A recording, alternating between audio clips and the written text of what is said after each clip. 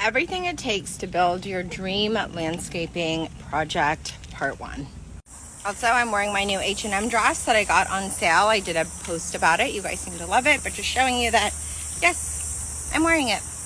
Okay, so I want to do this series because honestly, before I redid my house, did the whole outside, inside gut reno, I did not realize how much work, how much thought process and details goes into everything that you see and take for granted when you step onto a property. I'm talking drainage, irrigation, 2 different things, lighting, shade versus sunlight, also how deep do tree roots grow so you know how much you can plant, how close to the driveway should you plant, can you plant, the whole thing, soup to nuts from the ground up.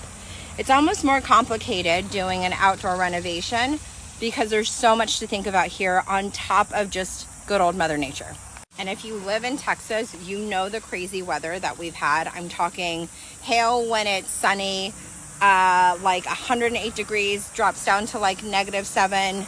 The whole thing, it's a full spectrum. And so especially for me, I am very conscious of what we are planting because I want evergreen things. And for those that don't know what evergreen means, that means things that will last, not just seasonally, but like stay and won't die out if we get a harsh winter and all of that. So I'm being very thoughtful with my designer in terms of planning all of this out. But let me just show you where we are right now. I did a video about this yesterday, but hedging has started to go in.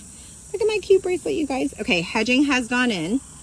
So you can see this pink line is what they're following to line these guys up. I'm using cherry laurels, and again, cherry laurels because once you take these off and crush them up and smell them, they smell like maraschino cherries. So good. Okay, so you can see here there's, whenever you're gonna do a job on the ground, you should see flags everywhere, and I mean literal flags. And what that means is that your person, whoever you're hiring, has reached out to the proper people and basically prepped the site. The flags indicate where there are electrical wires, where there's irrigation or pipes. So like it all has to be mapped out and flagged beforehand so that you don't hit a pipe by accident or a crew member doesn't get electrocuted because they accidentally hit like an electrical wire. I know it's scary, but that's what happens.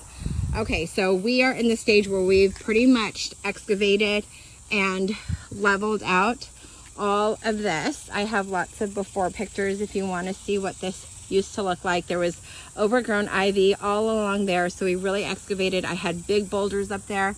It was really expensive to take those away. I do not like that look, but we're going to try to work with it instead because it was very expensive. So they did try to break up some of the boulders there and carry them off and haul them off. The big ones obviously we have to keep. And so that's where we are now. And then the plantings have started to come in, which is really nice. This whole area gets very, very muddy during any type of rain or snow because all of the water from up from the house trickles down and makes its way here and pools. So this becomes like very swampy. So what we're gonna do is we are going to plant here and try to get some roots in so that they can soak up and absorb that water.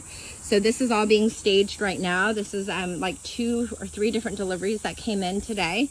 And this is just like really exciting. So this is what happens. They like come in on these pallets, you know, in their little plastic bins, and they need to get planted. So look how pretty these are. I really wanted a nice mix of texture, different types of greens. I love this silvery green. I think it's so pretty. I just didn't want like basic, I didn't want basic fillers, pretty much is what I'm trying to say. I love, love, love these plants. I've seen them around Austin and I was like, I have to have these. So I think they do really well in the shade. I don't think they do well in direct sunlight. But again, this is all stuff that you should work with your, you know, landscaper on, your gardeners, to really work with plants that are good in shade versus not, like in versus like direct sunlight, because that's really important or they're not going to thrive. And so you can see here we have started to put steel down. This is going to be all gravel in here, and so you have to have steel enforcements in, obviously, so it doesn't go over. And then we're going to have all the plantings in here, again, mostly to help with the water that tends to come down in this area. And then you can see more of these really pretty leafy greens that I'm so obsessed with. I think they're gonna be so pretty. You can see they tucked them away in the shade over there. So these are clearly shade plants, but also the sun is still very hot in Austin. It is still like 100 degrees. So I think they're just protecting them as well. But you have to think of everything.